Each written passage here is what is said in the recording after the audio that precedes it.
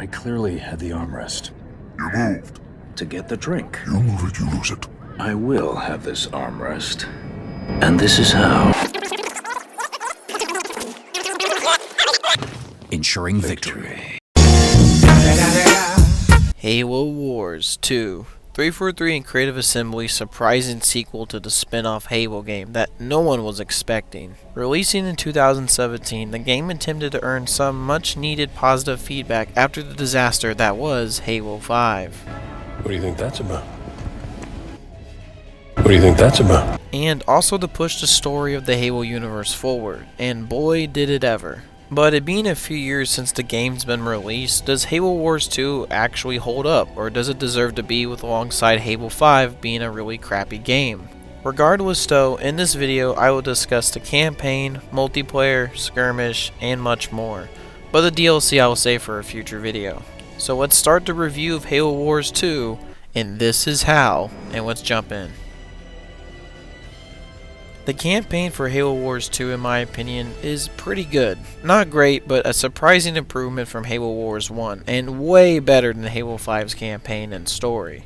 Which was really crucial for 343 as they really need to improve their storytelling for this Halo game, especially after Halo 5, and I think Halo Wars 2's story does that for the most part. For pros, I actually love the new faction of the Halo universe, the Banished. Learning about the faction and their leader, especially Atriox, and his whole story of becoming the first person to truly defy the Covenant and his whole backstory was extremely great and also just interesting. And for the note, all of this was told in-game. Of course, there are some Phoenix logs and some extra material you can digest after Halo Wars 2, but once again, most of the critical information to understanding Atriox is in the game, which I just have to highlight. I also love how this faction has brutes portrayed. In typical Halo canon, brutes are usually portrayed as usually incompetent, but the Banished in Halo Wars 2 displays the brutes as much more competent, and especially Atriox, who is really smart, subverting, and very cunning. And I also love how the members of the Banished also have tons of variety. For example, we actually get to see brutes and elites work together on common ground, which is usually something that you don't see in the Halo universe, and this goes for other species as well in the Banished. The whole thing with the Banished is that there isn't necessarily a whole religious hierarchy controlling everything and setting restrictions, so that any faction can technically join the Banished, even humans if they desire to. And it just overall makes for a very unique and interesting faction. And I also want to mention that their whole design aesthetic for the Banished looks great as well. And their whole aesthetic and colors, for example, the main color of their faction is red, just looks great on them. And overall, the whole presentation and introduction of the Banished was great as well. From the amazing introduction of Atriox beating up Spartans like they were toys, to the fighting of the UNSC, to the ending of the Enduring Conviction, all of it is great, and overall I think that the new Banished faction in the Halo universe is a pretty great addition. Now for the story. How is the general story, and how does it improve from Halo Wars 1? Well, in my opinion, it absolutely does improve. And this is how. The overall narrative is very exciting and fast-paced, and it's very interesting to watch. I love how the story brings back many elements from Halo Wars and other Halo franchises, for example bringing back the Spirit of Fire 28 years later, and how we get to see Captain Cutter, Anders, and the other crew react to this whole and very different world. I just love it, and overall it's a great change. And if I could pick out any themes from the Halo Wars 2 story, I can honestly pick out the theme of determination and the will to fight, as the Spirit of Fire and its crew definitely have every advantage of leaving, but they don't, and they decide to fight the Banished threat, a threat that is way more powerful to them, but yet they still fight, and it's a great theme overall. I also love the new settings, action sequences, and once again seeing old places once again, like for example seeing the Ark again. We haven't seen this from Halo 3 and it's great to see it again. It's a great setting for a Halo game, from seeing its great portal system, to seeing the human outpost, to seeing the Retriever Sentinels. It's honestly a pretty great and interesting setting for a Halo game, and it overall adds to the game overall. I also want to mention that the cutscenes and the action sequences are absolutely fantastic. Blur once again came back just like they did in Halo Wars 1 to make the cutscenes, and they overall not only made great cutscenes, but probably the best cutscenes in the Halo series in my opinion. The campaign also features many great moments, an improvement in many old characters, and also just great action sequences like I mentioned before. For example, my personal favorite moment is when the AI Isabel forces the Ark's defenses to destroy the banished flagship, the Enduring Conviction, which ultimately results in the ship splitting in half. And this whole sequence is probably my favorite action sequence and one of my favorite moments in Halo history. It's overall pretty great. Also, I think that the new characters like Isabel, like I mentioned before, are very interesting, but also old characters have gotten a facelift. For example, Cutter, from being kind of boring in the first Halo Wars game to actually being really great and inspirational.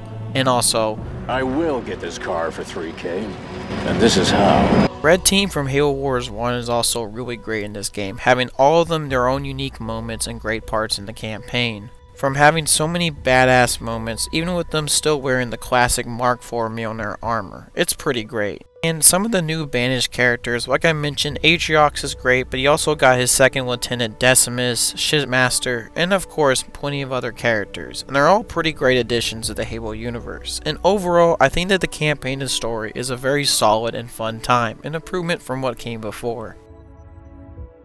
But Halo Wars 2 campaign and story isn't perfect by all means, and I gotta mention some cons. For one, that ending. I honestly don't know what it is with 343 and making Halo games, and the fact that they have to make most of them end with a cliffhanger. It's just so annoying, and this is a big issue for Halo Wars 2. Basically, at the end of the game, Anders is on the Halo as it's going through the portal, but isn't able to stop it in time to get the Spirit of Fire on board the Halo to go through the portal with them. So she basically promises Cutter that she'll send help once she reaches the original location of Installation 04. And this all sounds great and stuff, but the problem is that she never actually makes it to the original location.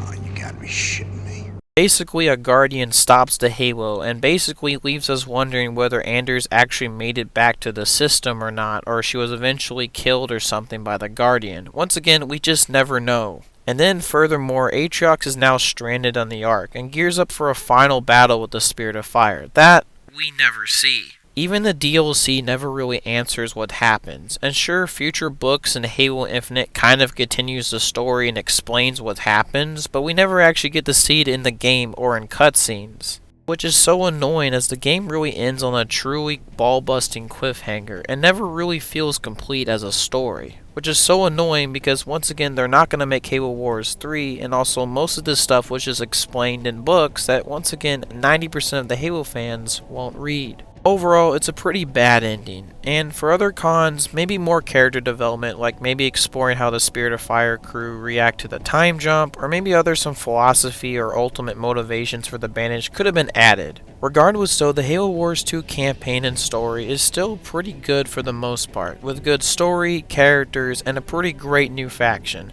But how does the game play, and is the gameplay as good as Halo Wars 1? Well, the gameplay for Halo Wars 2 is also pretty good as well, with many parts of the gameplay being straight out taken from Halo Wars 1, but with many elements that are mostly improved, and overall the RTS gameplay is still great as usual, inviting the people that are unfamiliar with the RTS genre, but interesting enough for casual RTS gamers to be engaged. Many concepts and features from Halo Wars 1, like I mentioned before, also returned for this game. For example, basic elements like building up your base or attacking your enemies and so on. For the mission variety, there's lots of missions in the campaign and other modes that have a variety of missions, from defending to attacking to accomplishing certain objectives on the map. The gameplay also has a nice variety of units to choose from, and overall there's different objectives mostly throughout the gameplay and the missions, and overall the gameplay is really super solid and fun as hell, just like Halo Wars 1. Graphically, the game still looks great with many great new textures and many great animations, especially with many other units throughout the game. I especially love the awesome animations they give to some of the Spartans. It really makes them stand out on the battlefield in particular. And also the new addition of the boss battles is also a great feature to the gameplay. Overall, the gameplay for Halo Wars 2 is still great as hell, and maybe even possibly better than Halo Wars 1. For the multiplayer this time around, unlike Halo Wars 1 where no one was playing that game, they actually have people playing Halo Wars 2 online multiplayer for once. And overall, my opinion on it is it's pretty good. There's a nice variety of modes to try out, and overall it's fun to play a classic team people versus AI type of match, or you're fighting against real players. Overall, the whole general multiplayer experience is pretty solid. For other modes and features in Halo Wars 2, I want to once again mention Skirmish. Skirmish pretty much plays the same as it does in Halo Wars 1, but there are some new features and tricks. The same basic concept of building up your base and attacking the enemy AI is still there, but also there's different features as well. For example, even if it's as simple as it is like in the previous mode from Halo Wars 1, it's still really fun regardless to play still. And some of the new tricks and features they added are, for example, leaders, which leaders were a concept in Halo Wars 1, but this time around leaders actually have an impact on the mode and the match overall, which is great. And unlike the Covenant structures from Halo Wars 1, the Banished structures actually have some distinct looks to them, so you can tell which is which is overall a great design improvement from Halo Wars 1. And overall, the Skirmish mode, even though it kind of is the same as Halo Wars 1, still has a lot of improvements and overall is pretty fun. The other mode I want to mention is also Blitz, which was one of the big modes that Halo Wars 2 at the time when it was released was really trying to market to people. Similar to multiplayer, you fight for supremacy over different points in a map with other players, but this time around you got a deck and card system. And basically you deploy cards which basically deploy other units and abilities throughout the match associated with the specific leader that you choose from the beginning in the deck that you have. And I want to say for the record that Blitz is actually a really fun game mode that I personally like, but there is one issue.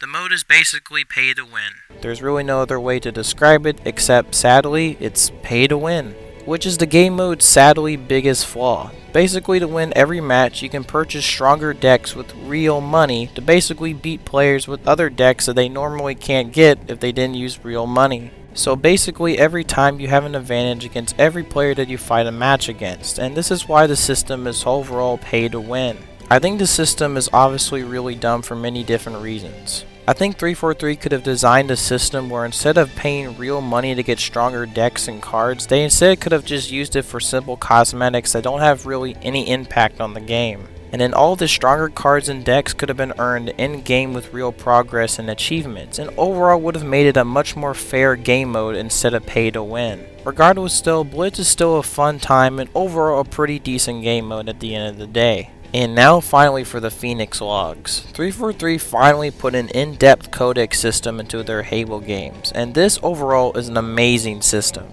I can finally read up on Halo lore and never actually leave the game, and this log system truly has everything. From banished lore to human lore to logs about the Arc human outpost before the start of the game, and many more other logs that you can also explore in the Phoenix logs.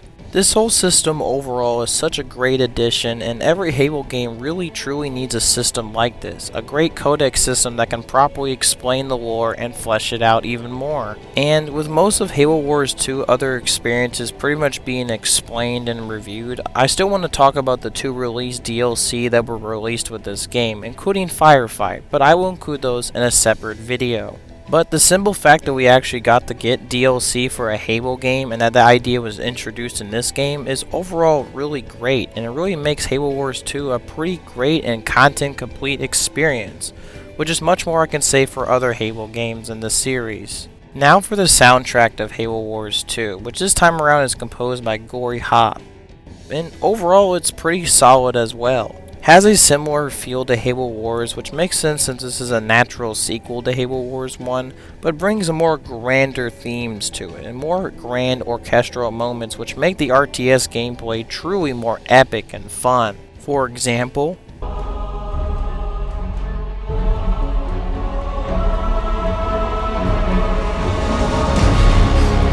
overall though, this is still a pretty great and solid soundtrack to the game like always.